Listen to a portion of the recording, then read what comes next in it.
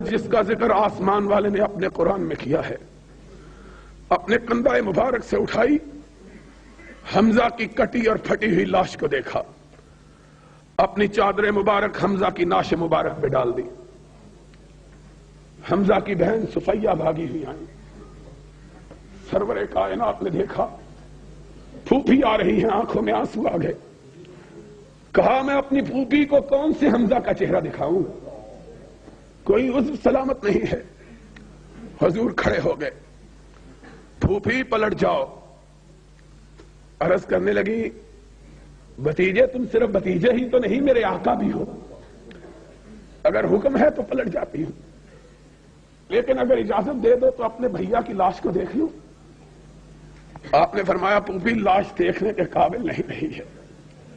ظالموں نے اس طرح ظلم کیا کہ کوئی عضو بھی تو سلامت نہیں رہا، دیکھو گی تو کیا دیکھو گی؟ ہائے نبی کے گھرانے کی عورتوں، تم پہ خدا کی لاکھوں رحمتیں ہوں، تم نے امت کو کیا درس دیا۔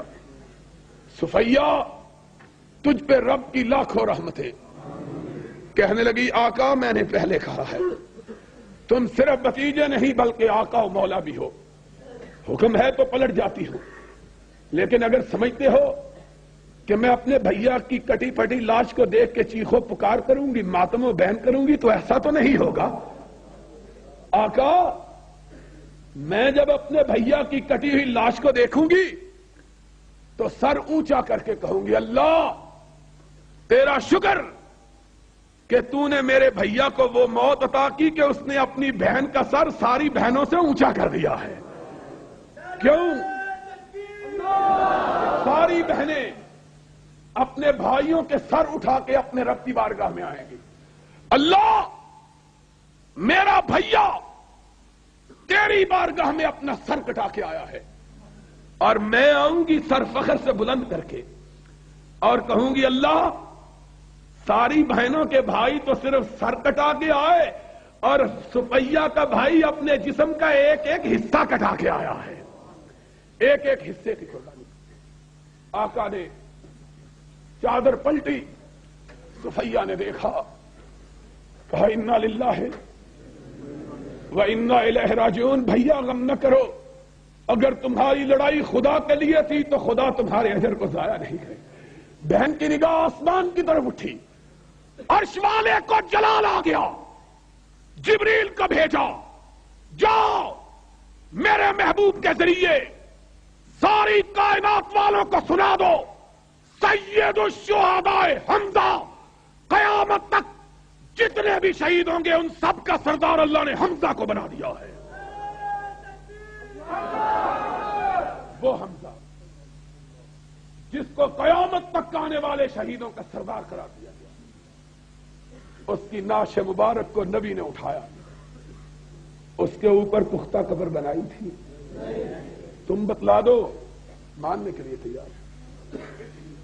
نبی کے 4 بیٹے نبی کی زندگی میں فوت ہوئے، آخری بیٹا ابراہیم کہ ناز کی ان کے لب کی کیا کہیے، ایک پنکھڑی گلاب کی سی تھی وہ ابراہیم کہ جب فوت ہو گئے ان کی بہن نے ان کو اپنے ہاتھوں میں اٹھایا، اتنے نازک تھے کہ حدیث پاک میں آیا ہے نبی جو کبھی جذباتی نہیں ہوئے تھے اس وقت جذباتی ہو گئے۔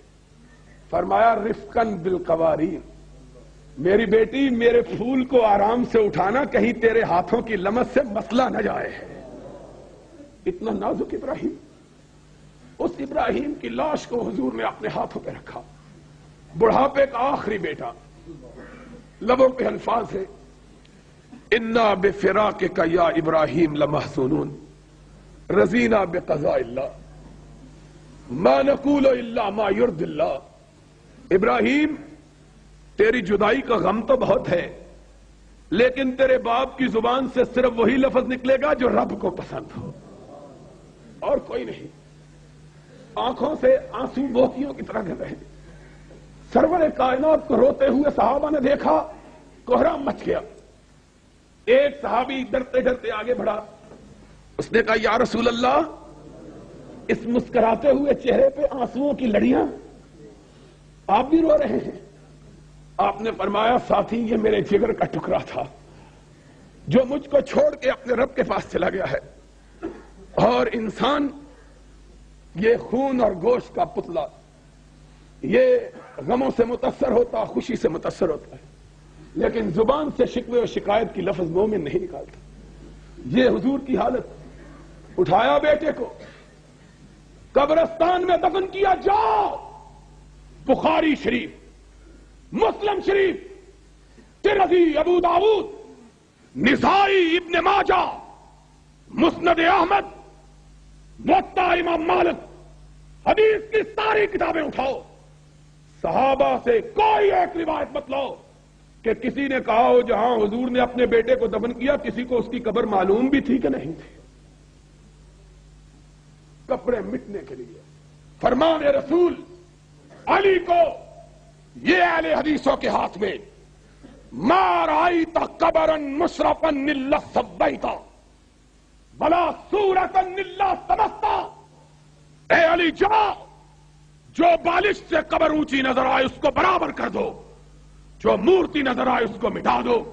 اہل حدیث رسول کا پیغام لے کر قبروں کو مٹانے کے لیے نکلے، تم قبروں کے بنانے کے لیے کوئی جھوٹی حدیث ہی دکھا دو، کوئی دکھا سکتے؟ لڑتے ہیں اور ہاتھ میں تلوار بھی، لڑتے ہیں اور ہاتھ میں۔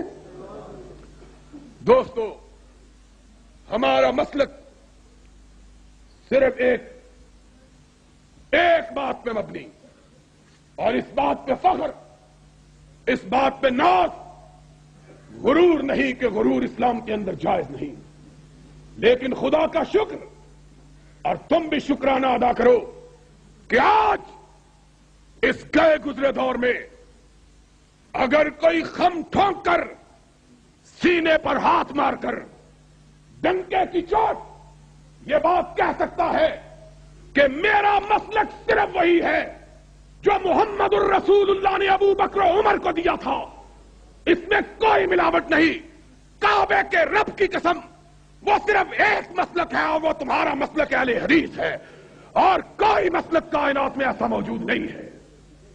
جاؤ لوگوں سے پوچھو، ساری دنیا کے مسلک والوں سے، کوئی کہے گا بزرگ کی ملاوٹ ہے، کوئی کہے گا امام کی ملاوٹ ہے، کوئی کہے گا فقیہ کی ملاوٹ ہے، کوئی کہے گا محدث کی ملاوٹ ہے۔